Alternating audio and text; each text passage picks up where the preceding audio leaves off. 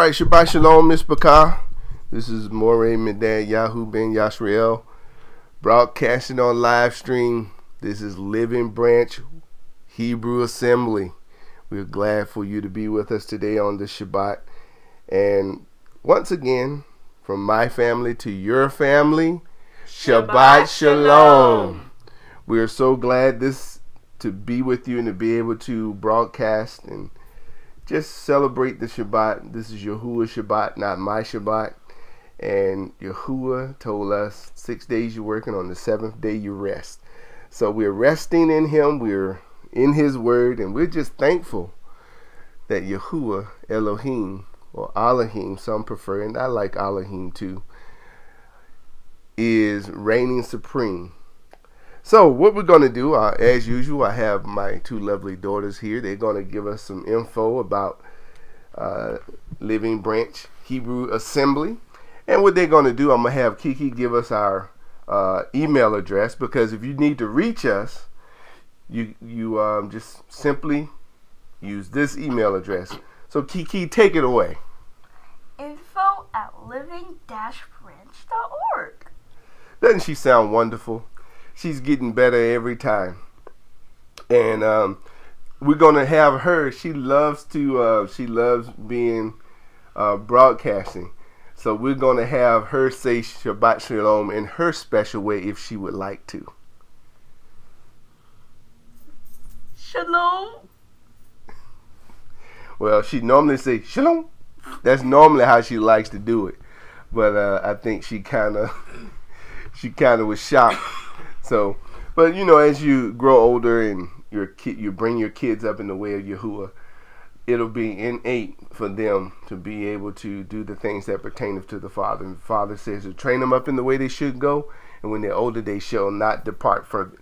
Next, we'll have Bina. She's going to give us our website where you can reach us on the World Wide Web. www.living-branch.org. And did you want to say Shabbat Shalom to the people? Shalom! All righty. So we're reaching globally. We're trying to reach out. We've had so many requests sent in, and we'll get into what those requests were. So I just want to kind of bring you up to date. I want you to make sure that you're following us on our new social media site. We decided to switch over here because of privacy and also, you know, third-party information, what they're doing as far as collecting information out there on other social media sites, which you already know what they are. So we're here because this particular site, www.scene.is, specializes in privacy. They don't do any data mining. So guess what? It's a good place for you to be, and the search engines don't crawl. So if you put a post out there, you don't have to worry about after you delete it, that post still being there. But as of now, on some of the more popular social media sites, guess what? Once you put it out there and the search engines archive it, it's there forever. There's nothing you can do to get it taken off. So join us over on www.scene.is, and you can also find my good friend Moreh Lamad Yahu and the path to Yahuwah.com over there also. So come over, fellowship with us. Let's talk about the Father and the goodness of Yahuwah Elohim. Next, I want to just remind you, for those that want to join us in our campaign, become a part of our bookmarker witnessing team. You can simply send me an email at bookmark@living-branch.org. And what we're doing, I'll be updating the video in probably within the next month. We've incorporated just a little bit more material, and also we might, you know, tweak the back color a little bit. I'm thinking about a royal purple, but that remains to be seen. But here you have an example. Also, you can also join our other website, which is the Living Branch Hebrew Foundation. You can find them at www.hebrewfoundation.org. Great site. Our blog we're constantly adding stuff to our blog. where you can make comments and interact with us and help other people grow. Because remember, our whole purpose is to find these lost sheep and to train them, equip them, so that they can go out and find more sheep. That's our mission. You know, we're not trying to be about big buildings or myself living off of other people, but simply I'm just trying to find these lost sheep. And if you would like to help in this cause, you know, help us with our bookmarkers, help us with our other educational things that we're doing, as far as passing out different books we give away free to those that are lost, and trying to gain footage back into this understanding of the Torah. You can go over to our website at living-branch.org and you can make a donation. You know, and as usual, make sure it's cheerful. If it's not cheerful, then it'd probably be better not to do it, because you want to know that what you're doing for the building and establishing of the kingdom. And some of us, the Father has given us wealth to help establish his covenant in the earth. And just we ask you to partner with us to help continue to establish this covenant as we see the Father open new doors and do new things for us. All right, we're going to pray, Mishpatiym, and then we're going to get into our Torah portion. And of course, I'll have my lovely wife Dee. She'll be reading. Majority of the Torah portion for us. And this is a great, is a very good Torah portion. All of them are particularly good, but this one, excuse me, breeds a bit of excitement because it kind of lays out some things for us on how to effectively move forward. All right. Baruch Hashem Yahuwah Eloheinu Melech HaOlam. Father, thank you for another Shabbat as we go into our Shabbat lesson. I pray that my Mishpatiym, Father, would be a blessing unto other Mishpatiys, that we will continue to help others grow and encourage others to be great in the kingdom. And that means, Father, that not only they teach your Torah, but they also do your Torah. Now, Father, continue to cause us to do the things that are pleasing in your sight and help us to make this day a delight.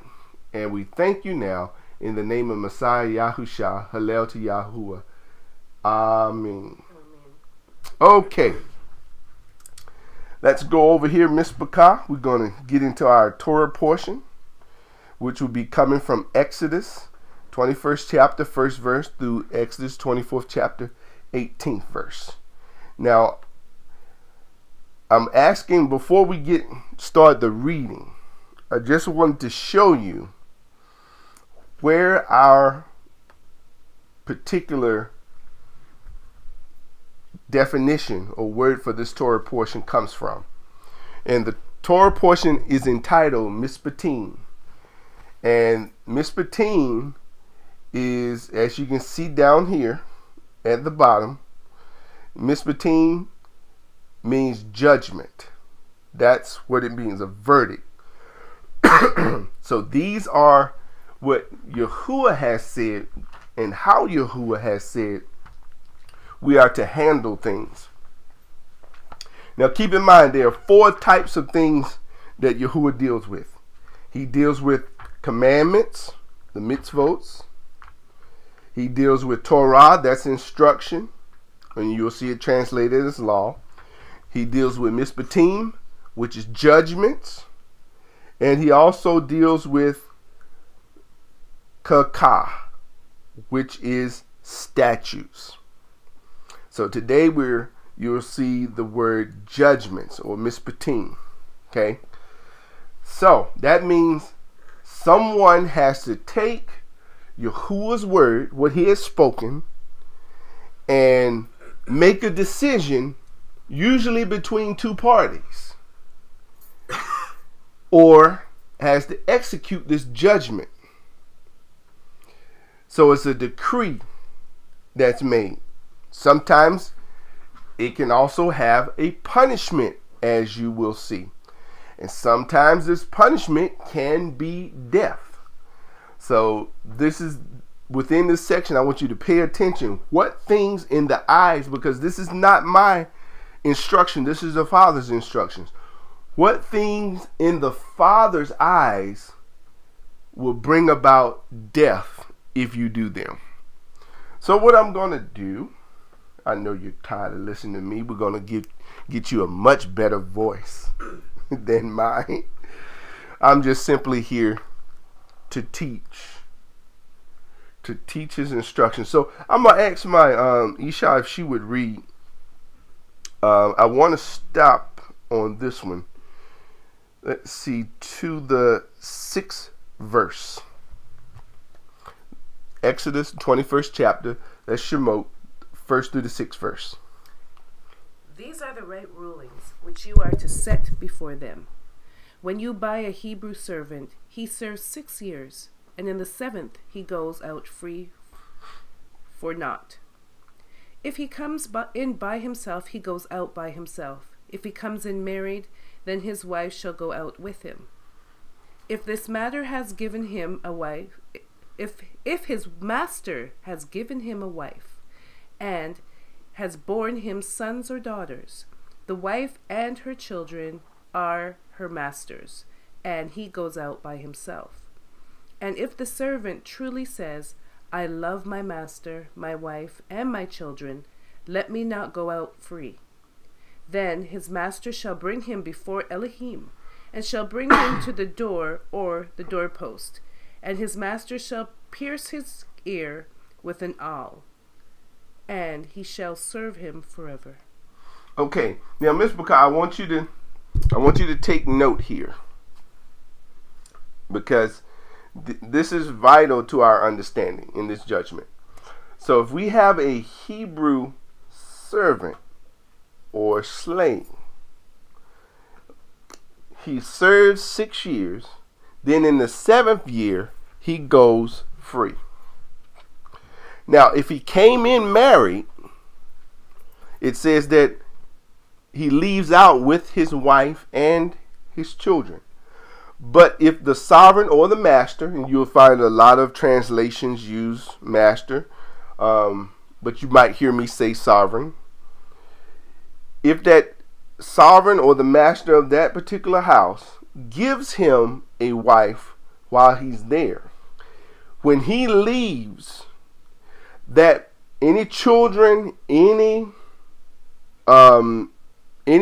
product of that marriage, child-wise, and also that wife belongs to the master of the sovereign. Okay, there again goes back to the Exodus 20, what I told you before, that Ish, or the sovereign or master of a house, everything is under his control. That's just how the Father works. And you can see this played out here in this scripture. So if he goes out, even though she was given to him, she still belongs to the master. So he goes out by itself. But if he decides, hey, I love my master or sovereign, he treats me good, then he can stay. So the master takes him unto the judges. See that word judges, and if you look this up, some translations might say Elohim, or put I've seen this translated a couple different ways, but judges is one of the words there. And if you look it up, it says Elohim, but here you'll see it's also it can mean magistrates, and we'll get into that a little bit later. And he'll put a bore hole through his ear, and then he will serve the sovereign or master forever. That word forever there is olam. It just means to a point that cannot be seen. That's the translation of forever. Okay, so let's keep this rolling. That was pretty simple.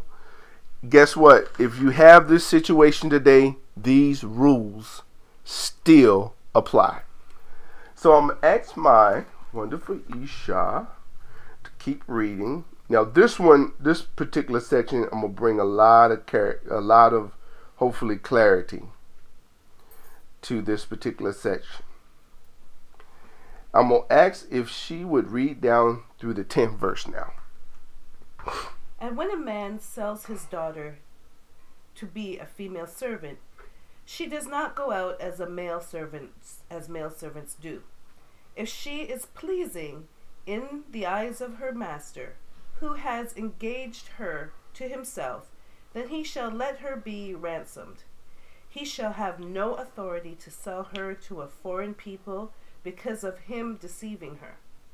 And if he has engaged her to his son, he is to do to her as is the right of daughters. If he takes another wife, her food, her covering, and her marriage rights are not to be diminished. Okay, Ms. McCaw. I know a lot of people have trouble on this particular one. So I'm just going to give you the nuts and bolts of it. Okay, it says, of course, this is a Hebrew family. Now, keep in mind, when there's a different word here used in the King James, it says betroth. But it used yeda. But there's another word for betroth in the Hebrew. So this particular one means covering. And if you notice, if he gives her as a maid servant, that she shall not go out as the other men servants. So she's basically a part of a household and in a covering agreement. And notice that you don't see if she happens to have to leave, it doesn't talk about any type of divorce decree as you would with the Isha. So that's why as I begin to research this one, this is a maid servant just like you have Jacob doing, and also Hagar was a maid servant. And you'll see, well, Hagar was Egyptian, but we'll deal with Jacob or Yaakov. He had 2 maid servants, and they were a part of the household. And you'll see they bore sons, and they operated as a family. So he was their covering. And he cannot sell to he can allow it to be redeemed, but can't sell her to a strange nation. And here again, here's that word yadar, to a point. You find out it acts as a covering if you give it to his son. Now, if he acts deceitful in these agreements, because he's her covering, there's certain things that he must take care of. He must take care of her food, her raiment. Now, this duty of marriage, okay, that goes a little deeper than most people traditionally see. So them dwelling together, it has to do with their intimate relationship. Because if you remember, Yaakov did have relationship with the handmaidens. So if he's supposed to do all of this stuff, and if he doesn't do it, then he lets her go free. If he doesn't do all 3 of those things, and I'm coming out with a book here soon. I'm in the final stages. I have the copy already printed where I can read through and see the formatting. It's called "What is Adultery and Fornication According to Scripture's Study Guide." And in that book, I'm going to go over all this stuff. So it says here, now I'll go back up to the 10th verse, where it says, if he take another wife. That word wife is not in the original translation. That was inserted. So it does not follow the context of what this is talking about, which is the covering for a handmaid. Okay, and it says in 11th verse, if he do not do these 3 things unto her, then shall she go out free without money. You don't see anything about a divorce decree. So if they were in a marital covenant, the only way to get out of a marital covenant is through fornication, through a strange wife, and there are a couple other things, adultery. So that's why I tell you that this is a covenant a covering agreement and not a marriage here. All right, let's keep it moving. Now this is the next section is going to be if you smite somebody. You strike them. Let's see what happens to you if you strike somebody. So I'm going to ask my Isha if she would keep reading. Let's just read this all the way down to 32. She's doing such a wonderful job. And if he does not do these three for her, then he shall go out for naught, without silver. He who strikes a man, so he dies, shall certainly be put to death. But if he did not lie in wait, but Elohim delivered him unto his hand, then I shall appoint for you a place where he shall be to flee. But when a man acts presumptuously against his neighbor, to kill him by treachery, you are to take him even from my slaughter place to die. And he who strikes his father or his mother shall certainly be put to death. And he who kidnaps a man and sells him, or if he is found in his hand, shall certainly be put to death. And he who curses his father or his mother shall certainly be put to death. Oh, let's just stop right there for 1 second. This is to help mothers and fathers. Now, this word here, curse, you have to understand it. It says, if and he that curseth his father or mother shall surely be put to death. Now, when you deal with this particular word, curse, it's talking about make light of.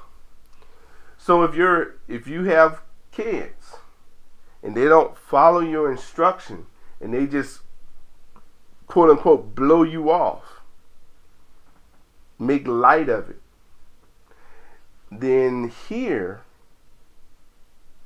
they're heading down the road to being put to death. That's what the Father says. The prime root to be light. Now, the exact opposite of that is esteem, or our commonly translated glory. Glory means there's a weight on you. So this particular kolal is the exact opposite, make light of. So they brush off what you say. Now the Father's commandment here, if they curse, he that curseth, if there's a pattern of this, then they're put to death. Because that type seed can't exist in Israel. This is one of the Father's standards. All right, baby, keep going for us.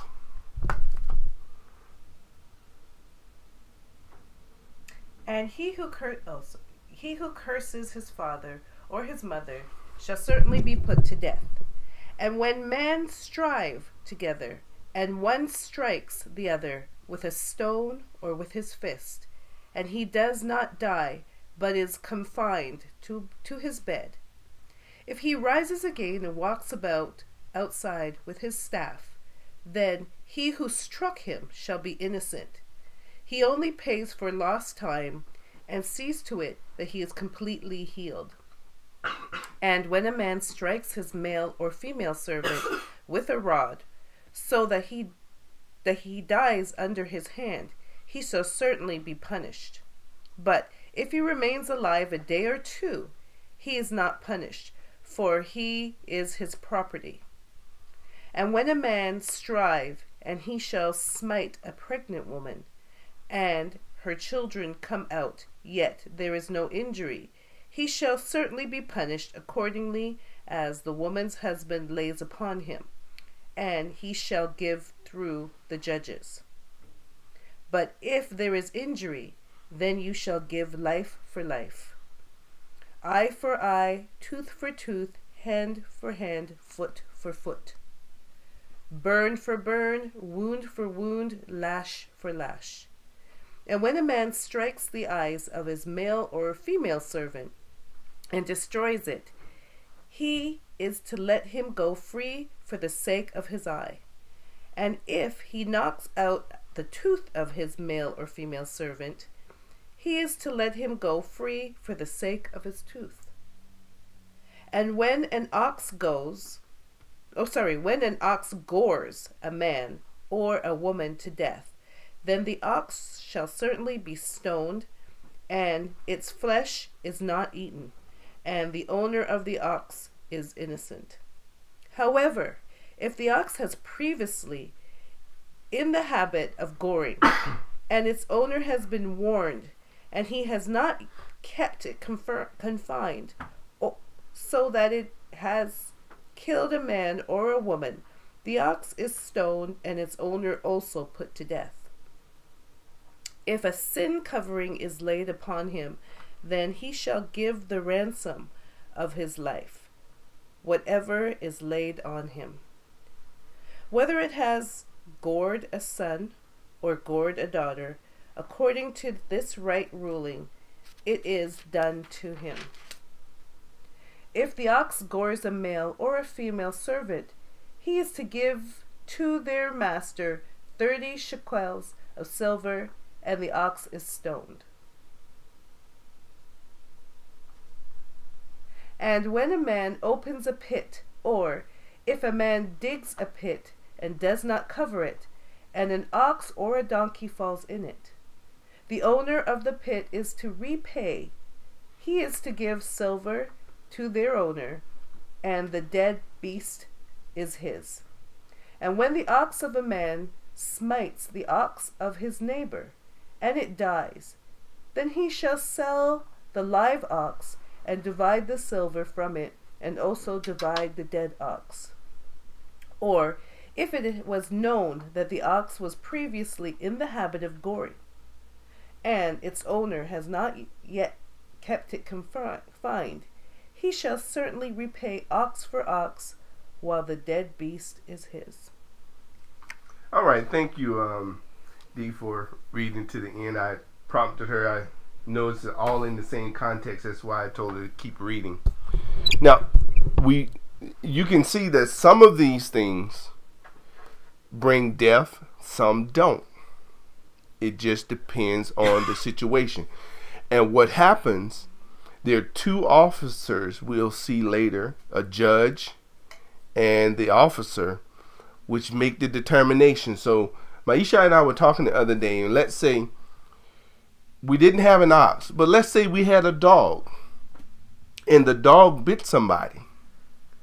Okay, and then we as the owners knew he bit somebody, and he bit somebody again.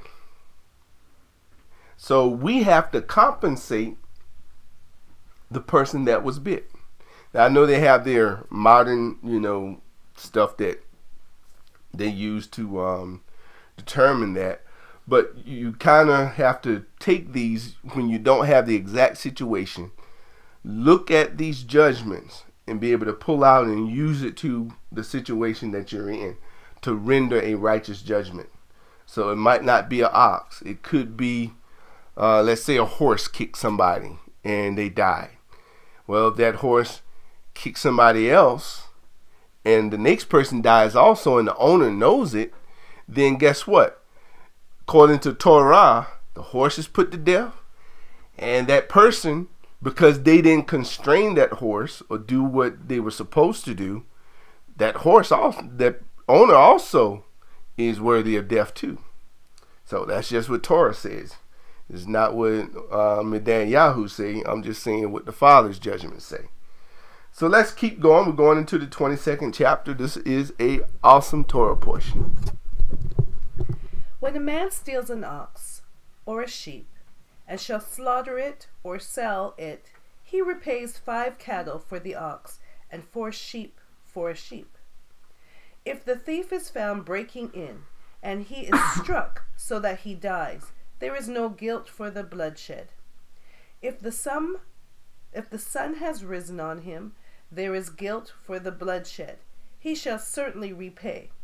If he has not the means, then he shall be sold for his theft. If the thief is indeed found alive in his hand, Whether it is an ox or donkey or sheep, he repays double. When a man lets a field or vineyard be grazed bare, and lets loose his livestock, and it feeds in another man's field, he repays for the best of his own field and the best of his own vineyard. When fire breaks out and spreads to thorn bushes, so that the stacked grain or standing grain or the field is consumed, he who kindled the fire shall certainly repay. When a man gives silver or goods to his neighbor to guard, and it is stolen out of the man's house, if the thief is found, he repays double. If the thief is not found, then the master of the house shall be brought before Elohim to see whether he has put his hand into the neighbor's goods. For every matter of transgression, for ox, for donkey, for sheep, for garment, or whatever is lost, which another claims to be his, let the matter be both come before Elohim, and whomever Elohim declares wrong repays double to his neighbor. When a man gives to his neighbor a donkey, or ox, or sheep, or any beast to watch over, and it dies, or it is injured, or is driven away while no one is looking, let an oath of Yahuwah be between them both, that he has not put his hand into his neighbor's goods, and the owner of it shall accept that, and he does not repay. But if it is indeed stolen from him, he repays to its owner. If it is torn to pieces, then let him bring it for evidence. He does not repay what is torn. And when a man borrows from his neighbor, and it is injured or dies, while the owner of it is not present, he shall certainly repay.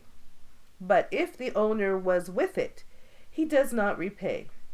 If it was hired, he is entitled to the hire.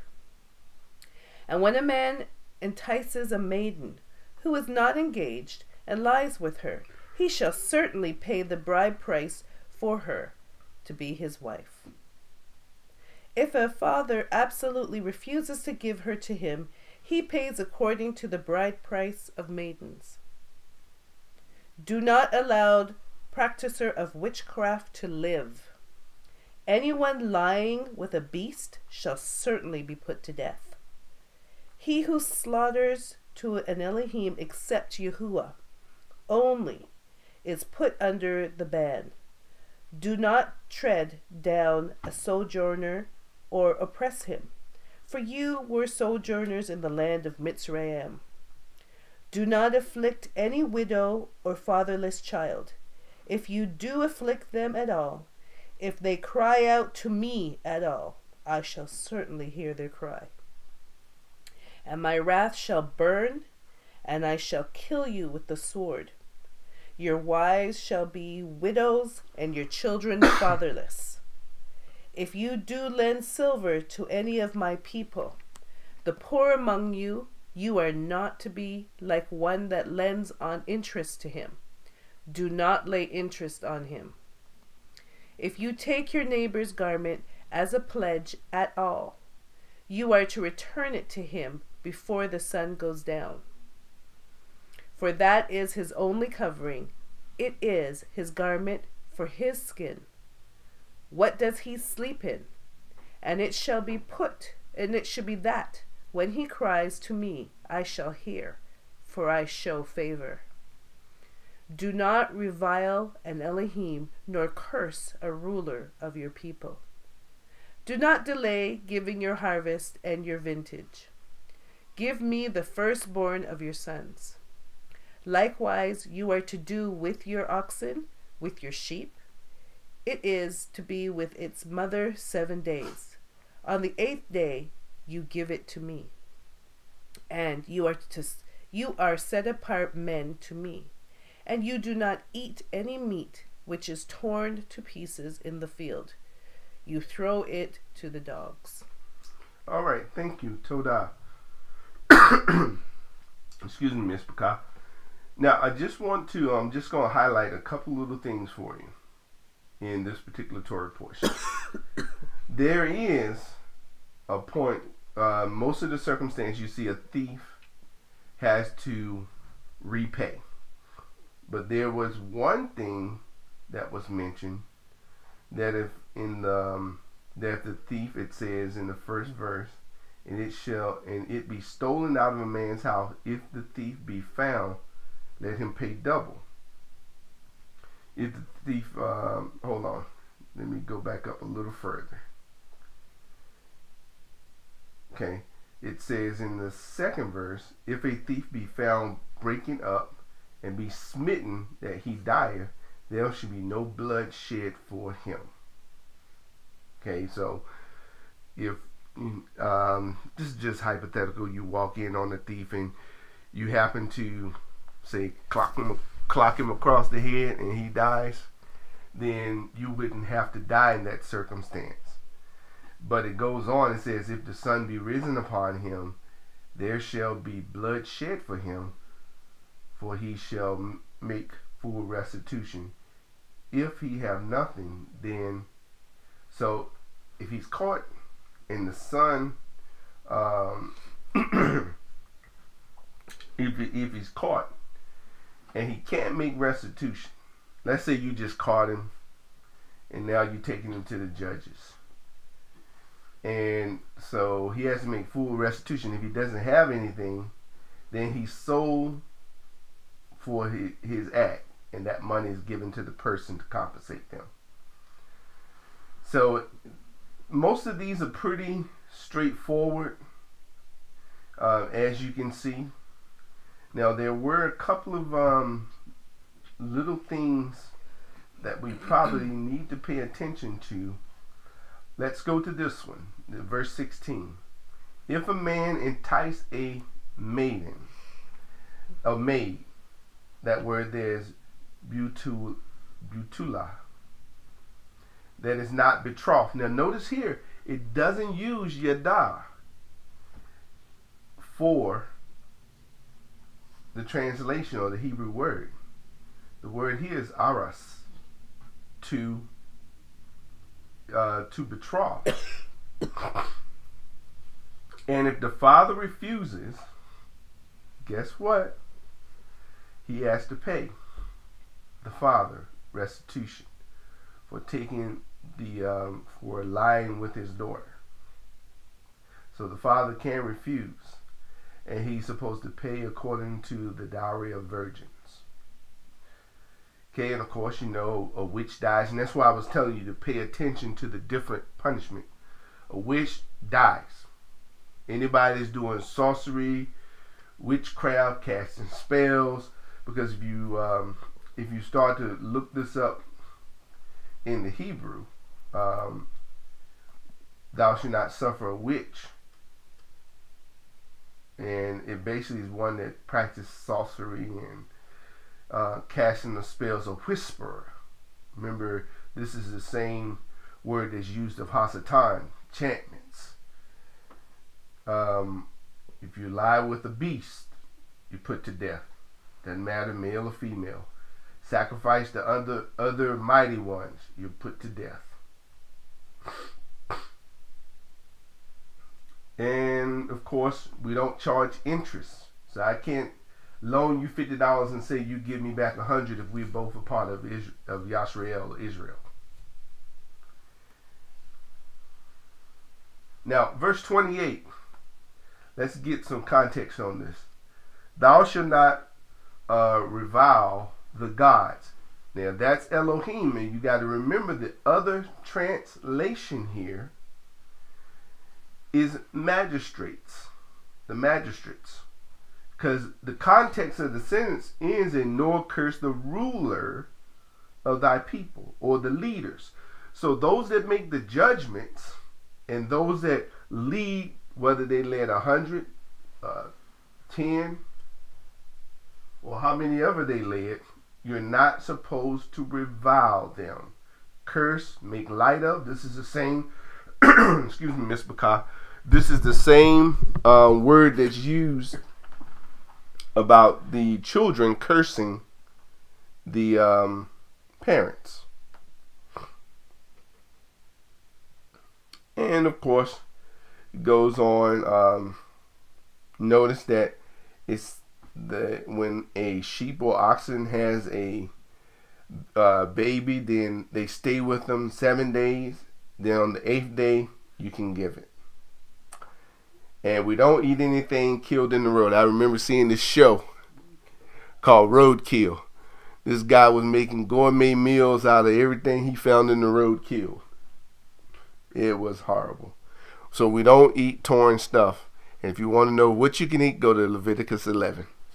So let's go on to the next chapter. How many verses in that next chapter? 23rd chapter. Oh, we got 33. So let's read the 1st through the 19th verse. Do not bring a false report. Do not put your hand with the wrong, to be malicious witness. Do not follow a crowd to do evil, nor bear witness in a strife, so as to turn aside after many, to turn aside what is right. And do not favor a poor man in his strife. When you meet your enemy's ox or his donkey going astray, you shall certainly return it to him. When you see the donkey of him who hates you lying under its burden, you shall refrain from leaving it to him. You shall certainly help him. Do not turn aside the right ruling your poor in his strife. Keep yourself far from the false matter, and do not kill the innocent and the righteous, for I do not declare the wrong right. And do not take a bribe for a bribe, blinds to see one, and twists the words of the righteous.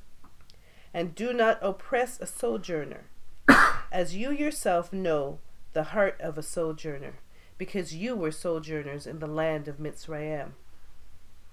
And for 6 years you are to sow your land, and shall gather its increase. But the 7th year you are to let it rest, and shall leave it, and the poor of your people shall eat. And what they leave, the beasts of the field eat. Do the same with your vineyard and your olive yard. 6 days you are to do your work, and on the 7th day you rest, in order that your ox and your donkey might rest, and the son of your female servant and the sojourner is refreshed. And in all that I have said to you, take heed, and make no means of the name of other mighty ones. Let it not be heard from your mouth. 3 times in the year you are to celebrate the festival to me. Guard the festival of Mazot. The 7 days you are to eat unleavened bread, as I commanded you, at the time appointed in the new moon of Abib, for in it you came out of Mizraim, and do not appear before me empty-handed. And the festival of the harvest, the first fruits of your labor which you have sown in the field, and the festival of the ingathering, at the outgoing of the year, when you have gathered in the fruits of your labors from the field. 3 times in the year all your males are to appear before the Master Yahuwah. Do not slaughter the blood of my slaughtering with leavened bread, and the fat of my festival shall not remain until morning. Bring the first of the first fruits of your land into the house of Yahuwah, your Elohim. Do not cook a young goat in its mother's milk. Okay. Now, thank you, Turah. Very simple, simple stuff as far as the judgments. One of the things that you see here that you're not supposed to get in the same boat with someone that's telling lies or that's doing a false report. You're not supposed to take bribes, and you're not. What I really want to focus in on in this particular part was how you treat your enemy. It says if your enemy ox go astray, you're supposed to bring it back to him.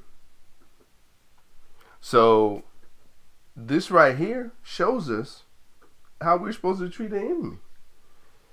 Look in 5th verse. If thou see a donkey of him that hateth thee lying under his burden, and wouldest forbear to help him, thou shalt surely help with him. Bless you. Barak you. And so I see so many people not follow this. And when I say not follow, it just doesn't apply to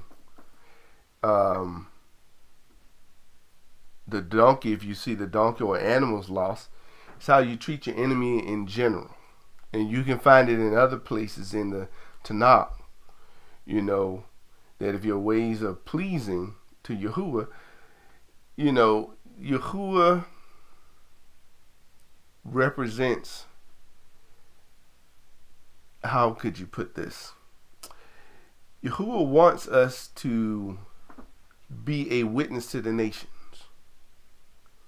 So the ones that he told us to destroy, yeah, we destroyed, but there were some that we were told not to touch because of their lineage.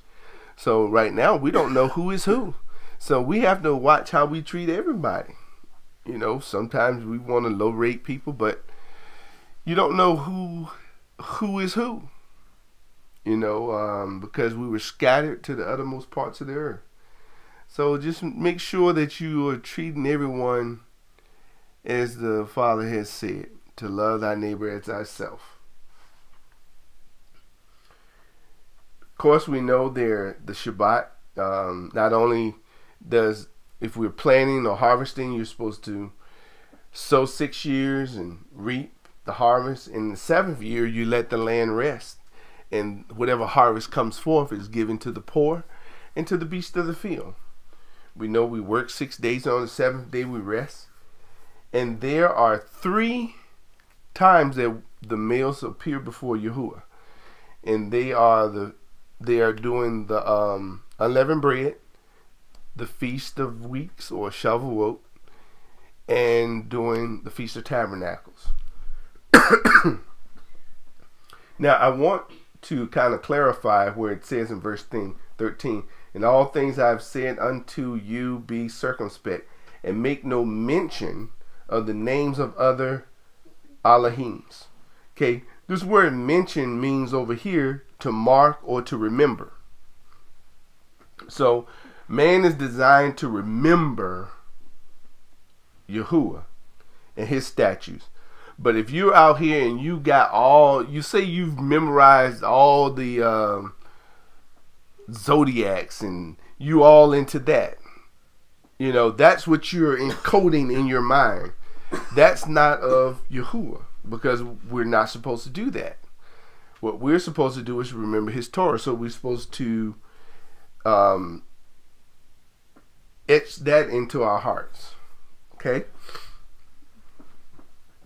So let's keep reading. We about finished with this one. The next particular verses I want you to pay particular attention to. And I want you to tell me who this angel or messenger is. Tell me who this angel or messenger is. So we're going to read from the 20th verse to the end. See, I am sending a messenger before you to guard you in the ways and to bring you unto the place which I have prepared. Be on your guard before him and obey his voice. Do not rebel against him, for he is not going to pardon your transgression for my name in his name. But if you diligently obey his voice and shall do all that I speak, then I shall be an enemy to your enemies and a distresser to those who distress you. For my messenger shall be before you, and shall bring you into the Amorites, and the Hittites, and the Perizzites, and the Canaanites, and the Hirites, and the Jebusites, and I shall cut him off. Do not bow down to your mighty ones, nor serve them, nor do according to their works, but without fail overthrow them, and without fail break down their pillars. And you shall serve Yahuwah your Elohim, and he shall bless your bread and your water, and I shall remove sickness from your midst. None shall miscarry or be barren in your land. I shall fill the number of your days. I shall send my fear before you, and cause confusion among all the people to whom you come, and make all your enemies turn their backs to you. And I shall serve hornets before you. I shall send hornets before you, which shall drive out the Hivites and the Canaanites and the Hittites from before you. I shall not drive them out from before you in 1 year, lest the land become a waste, and the beasts of the field become too numerous for you. Little by little I shall drive them out from before you, until you have increased, and you inherit the land. And I shall set your borders from the sea of reeds to the sea of the Philistines, and from the wilderness to the river, for I shall give the inhabitants of the land unto your hand, and you shall drive them out before you. Do not make a covenant with them, nor with their mighty ones. Let them not dwell in your land, lest they make you sin against me. When you serve their mighty ones, when it becomes a snare to you. All right, Miss Mishpatiym, this is look back up here in the 20th verse. Who is this messenger of Malak that Yahuwah sends before to keep you in your way? And the one that you're supposed to obey his voice and provoke him not, for he will not pardon your transgressions, for my Shem is in him. This, research it, you'll find out that this, you actually see it in Joshua or Yahusha when he says, are you for us or against us? He met this mullah, and the mullah told him he was the captain of the host of Shamaim. So this is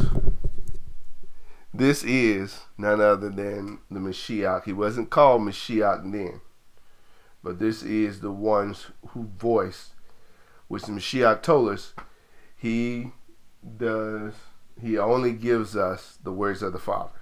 And this is the only thing this messenger does. He just tells the words of the Father. And that's who we're supposed to obey. And he says, my mullah shall go before you and bring you into the land. He goes through all the lands. And he tells them that they're not supposed to serve any of their mighty ones, any of the pagan practices that are in the lands that he bring them to. They're supposed to break down the images, and they're supposed to destroy them. But they don't destroy them all at once. They destroy them gradually. And the Father had a reason, because if they had to destroy them all at once, then the beast of the field would have taken over. So he did it little by little. So the Father has a plan. Sometimes he doesn't bring you out all at once to help you possess what you want. You want everything then. But he does it little by little. And I see the little by little in my life, and I'm thankful for it. Okay, let's you make no covenants with them, nor their mighty ones. Because if you do, that's going to be a snare. So we got one more chapter to go, Miss Bakar. Now, if you have any questions, you can send your questions to info@living-branch.org. And I think this is a relatively shorter chapter, so we're going to read the entire chapter. And to Moshe he said, come up to Yahuwah, you and Aaron, Nab and Abil, and 70 of the elders of Israel, and you shall bow yourselves from a distance. But Moshe shall draw near to Yahuwah by himself, and let them not draw near, nor let the people go up with him. And Moshe came and related to the people all the words of Yahuwah, and all the right rulings, and all the people answered with one voice and said, all the words which Yahuwah has spoken we shall do. And Moshe wrote down all the words of Yahuwah, and rose up early in the morning, and built a slaughter place at the foot of the mountain, and 12 standing columns for the 12 tribes of Israel. And he sent young men of the children of Israel, and he offered ascending offerings and slaughterings of peace offerings to Yahuwah of bulls. And Moshe took half the blood and put it in basins, and half the blood he sprinkled on the slaughter place. And he took the book of the covenant and read in the hearing of the people. And he said, all that Yahuwah has spoken we shall do and obey. And Moshe took the blood of the and sprinkled it on the people, and said, see, the blood of the covenant which Yahuwah has made with you concerning all these words. And Moshe went up, also Aaron, Nabib, and Abil, and 70 of the elders of Israel. And they saw the Elohim of Israel, and under his feet like a paved work of sapphire stone, and like the heavens for brightness. Yet he did not stretch out his hand against the chiefs of the children of Israel. And they saw Elohim, and they ate and drank. And Yahuwah said to Moshe, come up to me on the mountain, and be there, while I give you tablets of stone, and the Torah, and the command which I have written to teach them. And Moshe arose with his assistant, Yahosha, and Moshe went up to the mountain of Elohim. And he said to the elders, wait here, for until we come back to you, and see Aaron and Hur are with you. Whoever has matters, let him go to them. And Moshe went up onto the mountain, and a cloud covered the mountain. And the esteem of Elohim dwelt on Mount Sinai, and the cloud covered it for 6 days. And on the 7th day he called to Moshe out of his midst of the cloud. And the appearance of the esteem of Elohim was like a consuming fire on the top of the mountain, before the eyes of the children of Israel. And Moshe went into the midst of the cloud, and went up into the mountain. And it came to be that Moshe was on the mountain 40 days and 40 nights. Turah Isha. Now, this particular chapter, you'll see this right here. Remember, covenants involve blood. This particular covenant is a blood covenant. So if you look in verse 6, even marriage is a blood covenant. Verse 6, it says, and Moshe took half of the blood, put it in a basin, and half of the blood he sprinkled on the altar. Okay? And he took the book of the covenant and read it in the audience of all the people, and they said, all that Yahuwah has said we will do, and be obedient. And Moses took the blood and sprinkled it on the people, and said, behold, the blood of the covenant which Yahuwah has made with you concerning all these words. So this is the blood covenant. Those words, that agreement, just like a ish and an isha, when they get married, and in Israel, typically the witness was the blood covenant, because when he went into the virgin, the sheets were to be a witness that she was a virgin. So that was part of the covenant agreement that the parents later on could bring back and use that as evidence if he said that she wasn't a virgin when she gave it to him. So when you're looking up covenants, this blood covenant is the one that was broken because we didn't keep all the commandments. So when he came back, when the Mashiach came, he is the word of Elohim. He came to reestablish this particular blood covenant. Now, I'll let you do research to see who was this that they saw the feet of in verse 10. And they saw the Elohim of Yashriel. Keep in mind that the Mashiach said, when you have seen me, you have seen the Father. So when you see the Mashiach, you see the essence. Everything that the Father is, you'll see it in the Mashiach. Because remember, DNA passes on. Now, as we go on, Moses took his servant Yahusha, and he went back, and the Father called him up because he was going to give him the tables of stone. And so those stones were the commandments he gave him. The 10 Devarim that we see. And these things that he gave him, he's supposed to teach it to the people. Look in verse 12. And Yahuwah said unto Moses, come up to me into the mount and be there, and I will give thee tables of stone, the Torah and the mitzvot, which I have written, that thou mayest teach or show them. And Moses rose up in his minister, and Moses went up unto the mount of Elohim. So this is something we have to teach people. And that's why I'm saying that's our mission here at Living Branch Hebrew Assembly, to teach people these instructions and these commands because they don't know them, and to restore them. Now, there are some ministries out there that can get much deeper, but initially people just need to be taught the basics and the principles.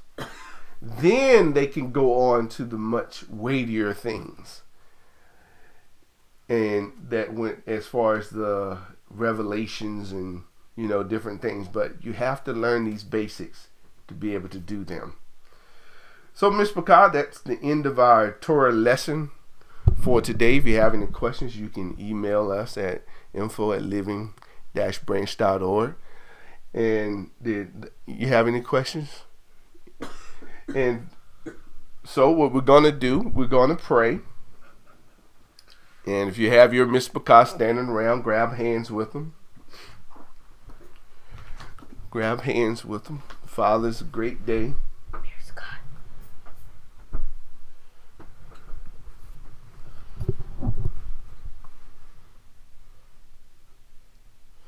Just grab hands.